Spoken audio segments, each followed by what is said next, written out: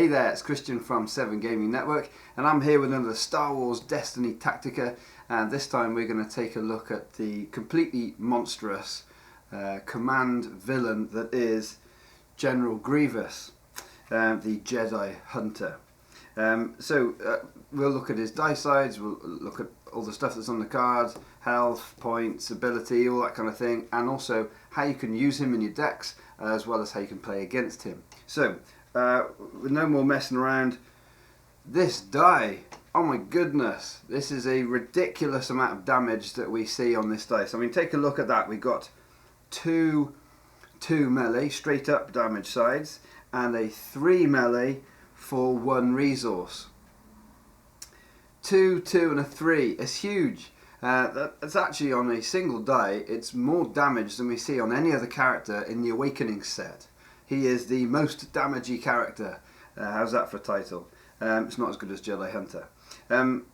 This is a lot of damage, guys. He is putting out so much, and for his points, it's really quite scary. It's consistent because black side, so we've got no modifieds here. And even the 3 for 1, most of the time you're going to be fairly happy to pay that 1 resource for your 3. And of course, bear in mind you can use things like Rebel War Room as your battlefield to help pay for that side should it turn up.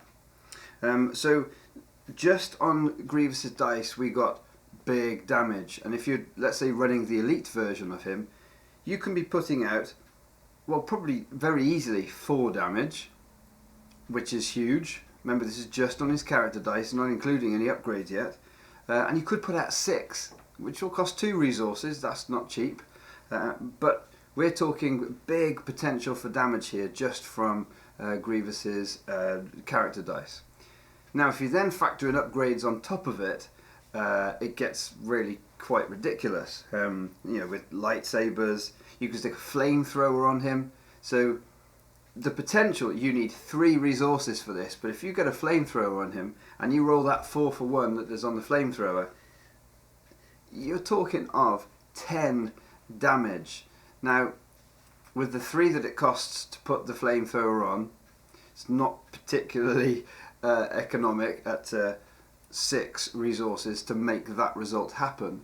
But if it's on there for a couple of rounds and you manage to keep Grievous alive, which as we'll talk about is the issue, then the potential damage output is huge. But I think if you're really going to get the most out of Grievous's damage, then you need to make sure you've got some way of making resources. So whether that's a character that you're pairing him with, whether that's, well, no, supports that you're running, or some way of making sure that you've got somehow those extra resources to pay for those expensive sides.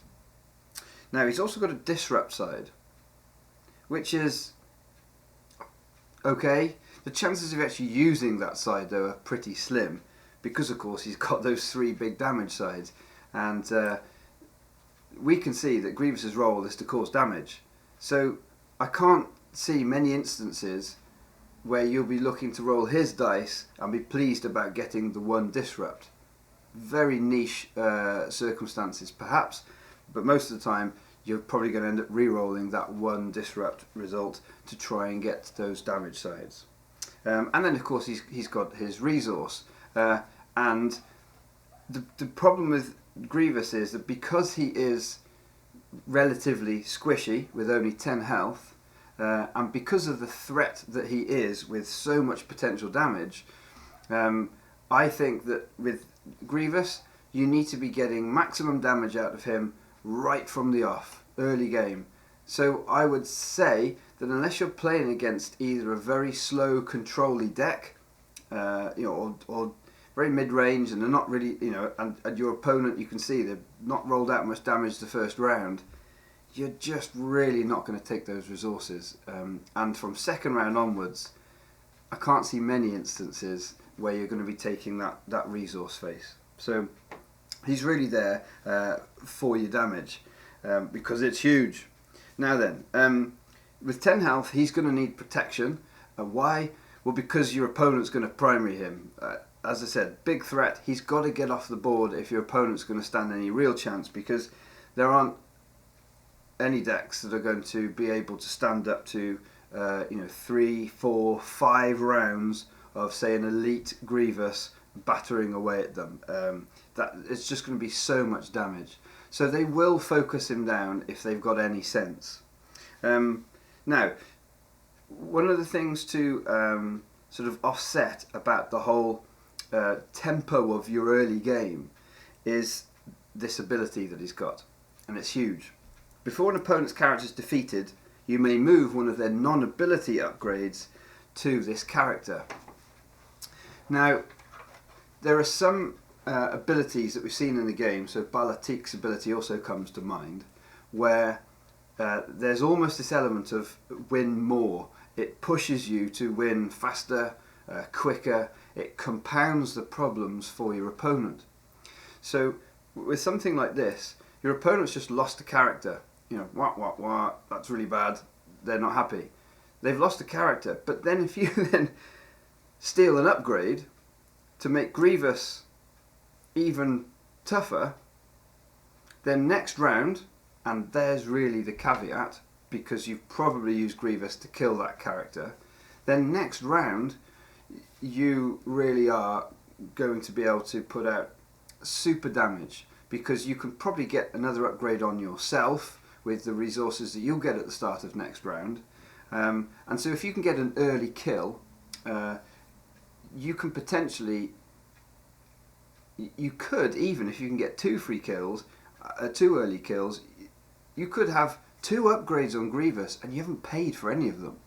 So what's happening there is, not only is your opponent losing characters, but your potential damage output goes through the roof because of all these free upgrades that are coming your way. That also means that whoever you're pairing Grievous with, you're going to be able to use those resources that you aren't spending to upgrade Grievous on that character. And as we'll see in one of the decks that's popular, that's really helpful. So you've got this tempo pacing thing happening where your opponent is losing their character and Grievous is getting stronger, and so you're able to put out more damage, further compounding the issues that your opponent's trying to deal with. So Grievous can be really scary. Now, of course, the way to deal with that is to get Grievous off the board ASAP. Okay, you need to kill him off quickly.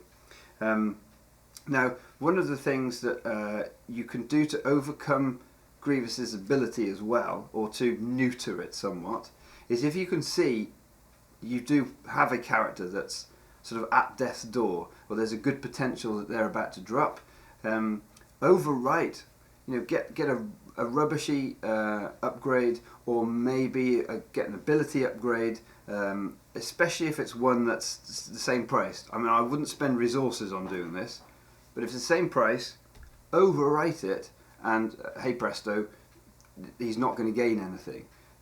You've lost a card, but potentially you've stopped that sort of ramping effect of Grievous gaining your weapon. Now, when it comes to building Grievous, the first thing, or using Grievous in your builds, the first thing I'll say is pay attention to your meta.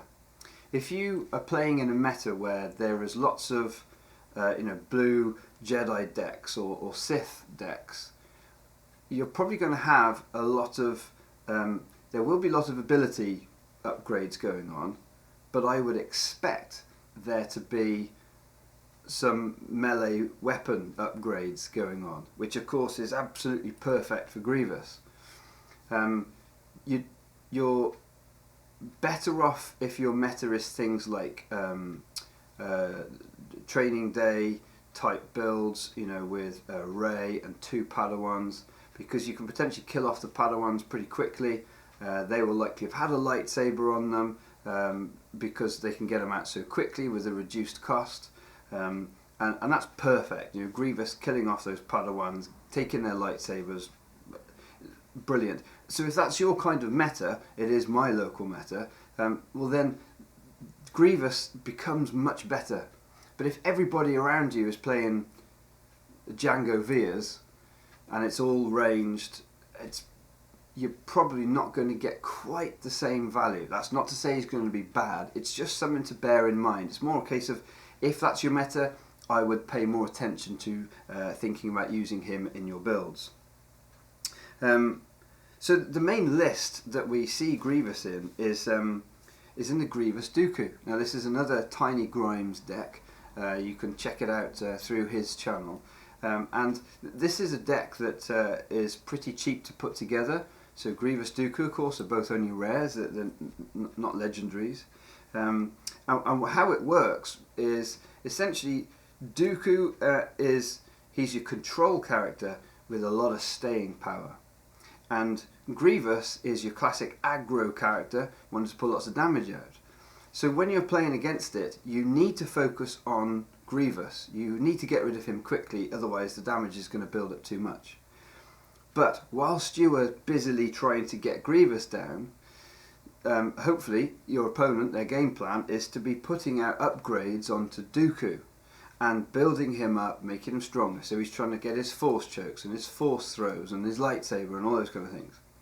So that by the time you've managed to chew through Grievous, and hopefully he's already done quite a bit of damage to you, you've then got to take on Dooku, and Dooku is fully loaded up and ready to go with his amazing ability of being able to discard and stay in the game.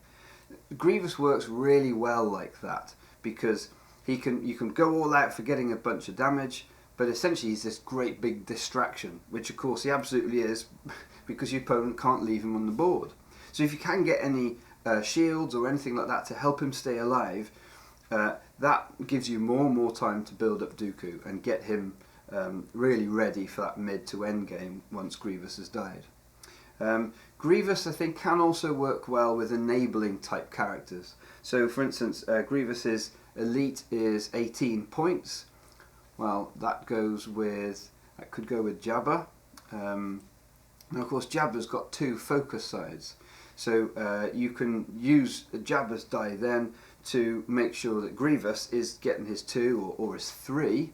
If you're using a Jabba build, you could be using things like underworld connections, making money, resources, and then using those resources to potentially pay for the expensive things that you're putting onto Grievous, paying for his 3-for-1, or paying for the flamethrower, or whatever else needs paying for. So enabling characters can work quite well with Grievous like that. A list, and I'm just throwing it out there, I normally very much dislike split damage. Balatik and Grievous, there is a potential, I think, something to look at for a bit of fun there. Because of this sort of compounding damage idea that builds up and makes it harder when Grievous kills a character and is stealing upgrades. If you've also got Balatik untapping and dishing out more damage, that can be, I think there's potential for that to be quite exciting. The spanner, he does have a focus side on as well, of course, Balatik, otherwise I wouldn't suggest him at all, because of course he's also got a single range and a modified range. But there feels like there's a bit of almost brokenness to experiment with in their 2 abilities and seeing how they could go together. So I think you've got some options to play with Grievous. And actually, to be perfectly frank, his 1 die version at only 13 points, I think is actually really quite strong. If you can get a focusing character with him, well then, they can be getting that his die side onto those good damage sides. He can be getting free upgrades from whoever it is you're fighting against. Like I said, I think there's excuse me, I think there's the potential for something quite exciting to go there, even with just the single die version. And then of course you've got 17 points to spend on exciting stuff to go with him. So I think you've got quite a few options. The difficulty, of course, is that he is command villain, and if you're in the command side of things, most stuff that's happening in the command side of things is ranged damage. Now, of course, that will change as our card pool increases, as we get future packs. So you may find that General Grievous I think he's only going to get better as time goes by, and certainly as there are, especially if the meta shifts to not being many ability type upgrades being used, but lots more equipment being used. So to me it feels like, in summary, Grievous is super damage, he's really aggro-y, he's a bit more difficult to keep alive because of only 10 health, but he feels like a really good meta call. And I think if you can look at your meta and identify that there is lots of equipment flying around, especially of the melee variety, then I think he becomes a stronger choice. And also, as well, I'd also point out that if you're playing against lots of 3 or 4 character builds, well then obviously again he improves again, because you're more likely to kill some characters in a game like that. And so similar to Balatik, I think his stock goes up then in terms of playing and building decks in that meta. So that's General Grievous. Hopefully you found that helpful. A few tidbits of information there. As ever, if you think I've missed anything out, maybe some cool interactions, cards that I didn't mention that you think are brilliant, please add it onto the comments underneath the video so that new players coming along can get stuck in and learn all of this cool stuff about this amazing game. So in the meantime, until the next video, keep enjoying Destiny.